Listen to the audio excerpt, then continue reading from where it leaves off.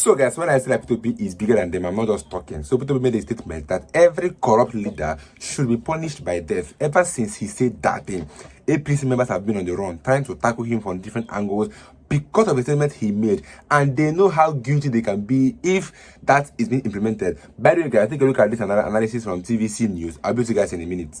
The fight against corruption in Nigeria has defied various strategies. As such, a former presidential candidate of the Labour Party, Peter Obi, is advocating that Nigeria goes the way of China by ensuring that corruption is met with stringent punishment. The China model suggested by Obi is that looting of public funds should be punished by death sentence, life imprisonment, or jail of no less than 10 years. The former Anambra State governor stressed the urgency of investing in key sectors as corrupt tree cannot bear the fruits of development. Okay, okay, Charles. Yes. Let me start here. Well, going back, Peter Obi's proposal calling for capital punishment for corrupt leaders, just like China. Yes. Do you agree with him? Yes and no. Maybe I go with you the want no to sit first. on the fence? Let me do the no. Okay, the no. The no is that I think we are beginning to move away from capital punishment because there is this general belief. I mean, people moralize it that if we can't create life, we have no right to kill. That's on the one hand. If you can't create, then you have no right to kill. So that's on the no. But on the yes side is that when I look at about 14 countries that still do have the death penalties in their status books, when you look at the corruption level is very minimal over there. And I have a list of them. You have China, you have Japan, you have Iran, Indonesia, Saudi Arabia, now Korea, you have Argentina, Botswana in Africa, that's the only one in Africa. Then you have Brazil, Canada, Chile, Dominican Republic, Ecuador, and then the USA. Now, when you look at all these countries I've mentioned here, Yes. but by the way, UK abolished there in 1965, actually. For about 60 years, they've not carried out any death. So when you look at all these countries I mentioned, I mean, you look at the level of corruption, there's very, very, very low. Because of the fear in China, for instance, Saudi Arabia, because of the fear of if you did anything wrong, your head was gone.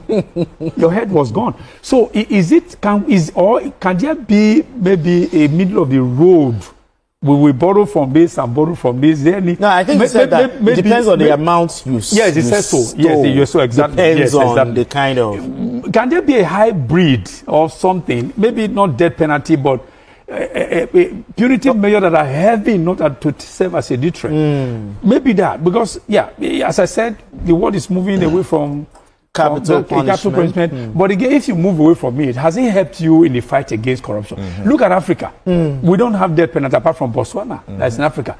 So, but look at the level of corruption. So, which is why I say yes and no. So, my yes is that yes, it might help us to reduce to the barest minimum the rate of corruption. But all right, Asuka, I'll come to you here. Do you agree with Peter Obi? Because if you remember, former President Buhari said something that if we don't kill corruption, corruption will kill Nigeria.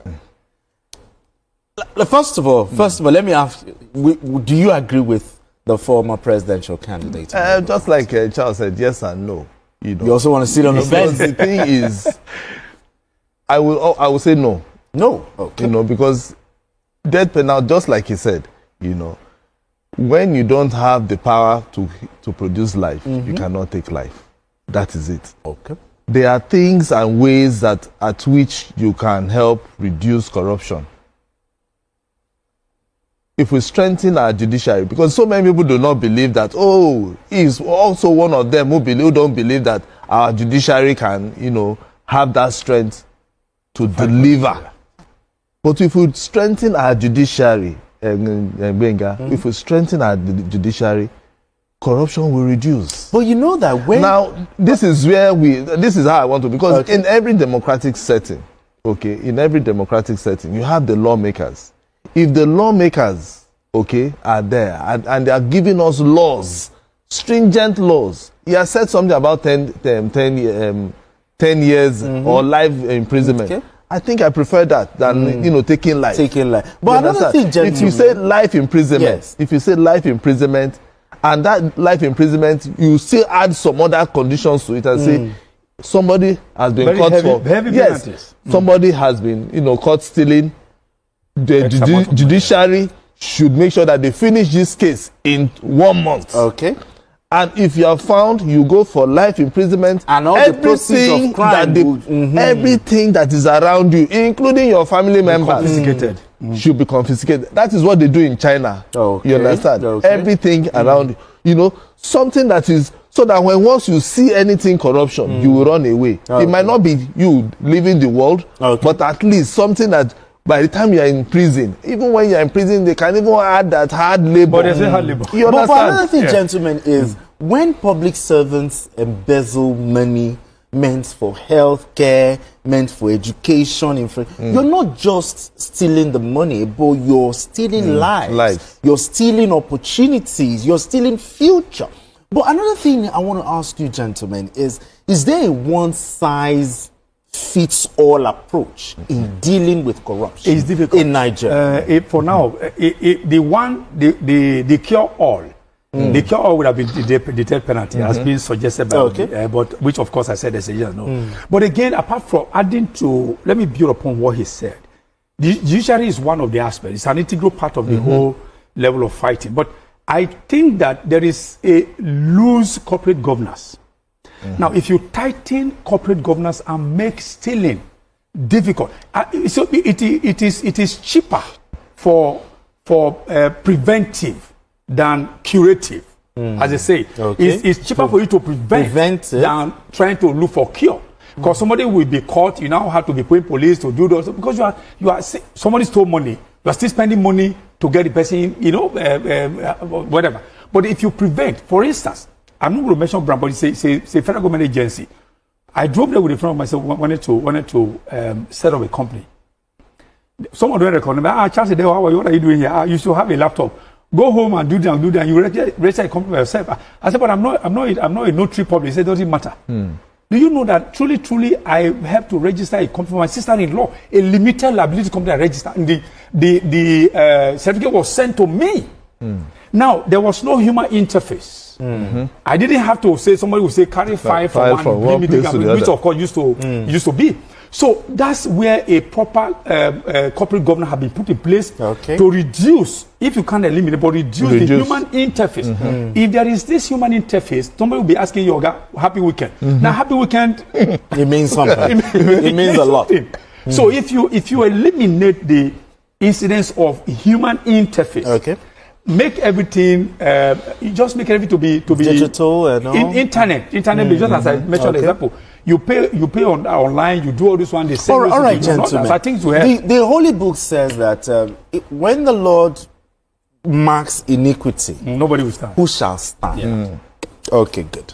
The fight against corruption. Where should the fight start from? Is it from the top, the leaders, or from the bottom? If you're to recommend. Well, I think it should start from the bottom.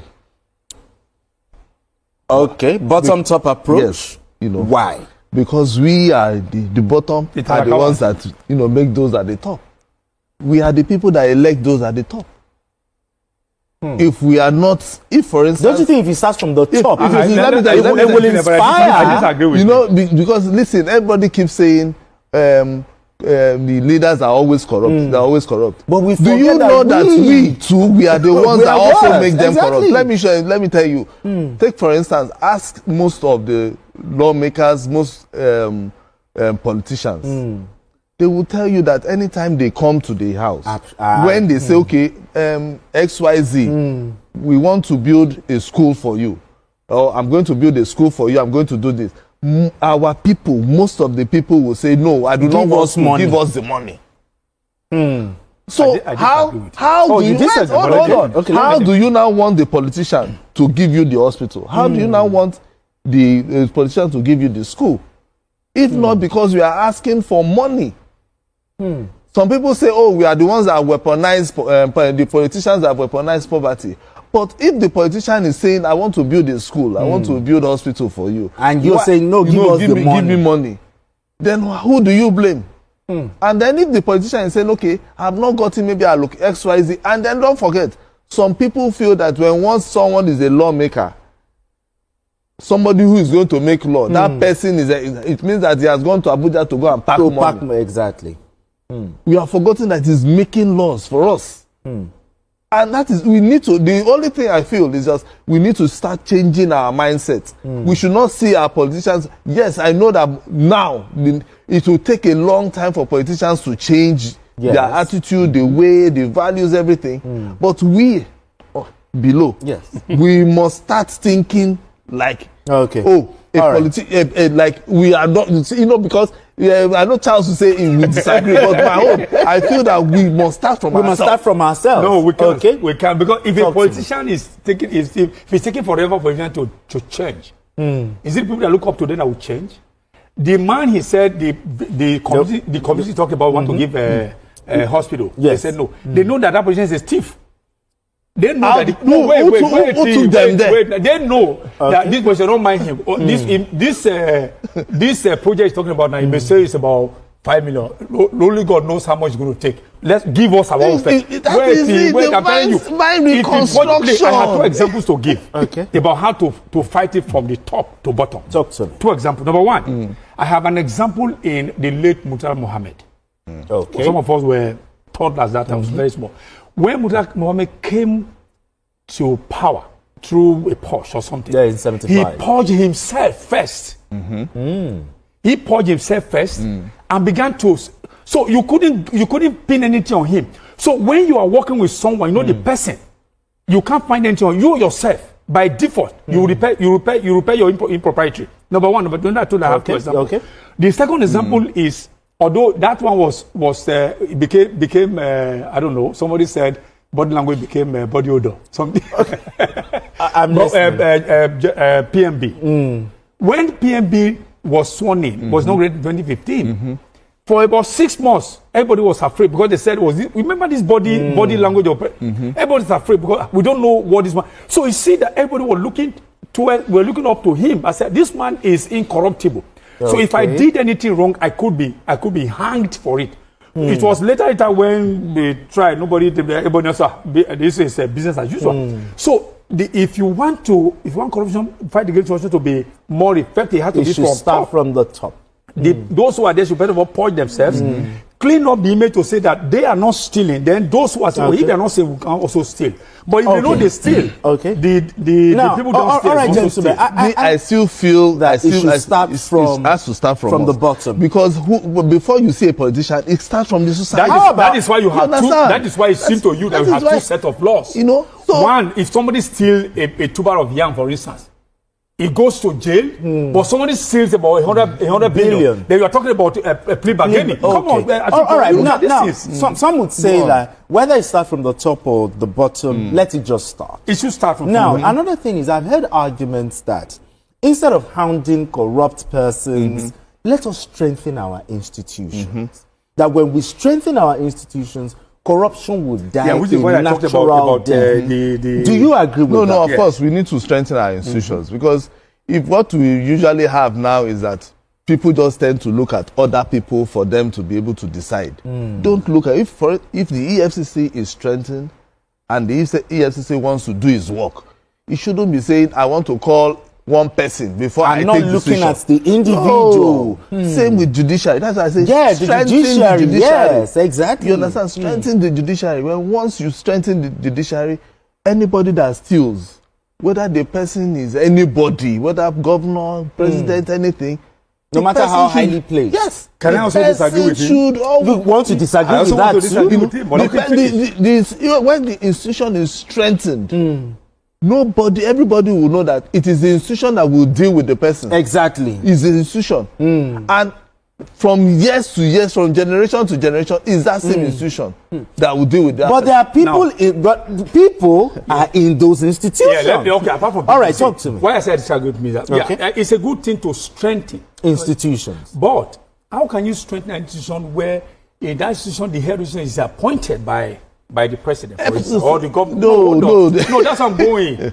See, for instance, let's look at INEC. If you take the power to appoint the chairman of INEC, whatever name, from the president, let him be voted. I don't know whatever nomenclature they can do, to whatever modus operandi to take. you see that he would rather be accountable to the people rather than be accountable. And so, hold on. How about the Inspector General Police too?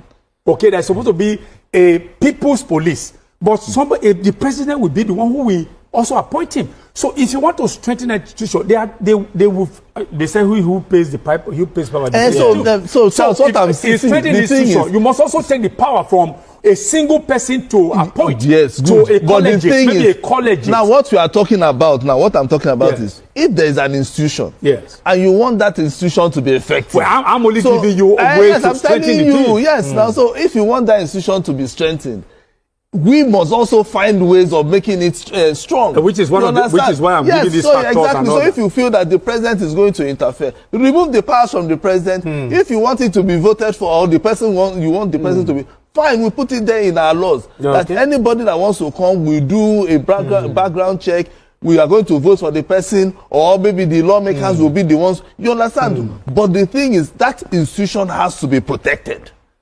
Because if the institution is protected and is strengthened, everybody will look up to that institution. They will not be afraid of that institution, not being afraid of one person, knowing that, or maybe I commit a crime, I know that, don't worry, I'll go and meet one man and he's going to set me free. All you right, understand? Gentlemen. All right, gentlemen. Viewers, I would like to get your views on this. Do you think that P2B was right, or do you support P2B's take that every corrupt leader should be punished by death? Because I think he's trying to, bring every measurable way where we can be able to reduce corruption in Nigeria, because corruption has eaten so deep in Nigeria to the extent that somebody can purposely commit a crime because he knows that he has somebody that he will call that will, that will just do something, and then he'll be released or go scot-free. Because we have people like Yaya Bello, that EFCC have said that he stole a lot of money, and till today he's not in detention. He's moving freely. He even went ahead to even plan of replacing Natasha in the Senate. That's the level where Nigerian corruption have gotten into. So people just proposed, and if this thing can actually be implemented, I think me I support this, because the level of corruption in Nigeria is too much. And if only again, I think I got something from this interview. They said something like, if our judiciary can wake up and say no to corruption, then I'm talking about fighting corruption. But if these people, INEC, judiciary, the police, the security agencies are corrupt, then that means nothing can work in Nigeria, because I can go and rob a bank and go scot-free, because I might have to pay those judiciary, pay judges, pay policemen, and then go and rob and go scot-free. That's the level where Nigeria is corrupt to the extent that people have suggested that the best way to go with this is buy every corrupt leader. But let me go to the comment section. I'll be back in the video, guys.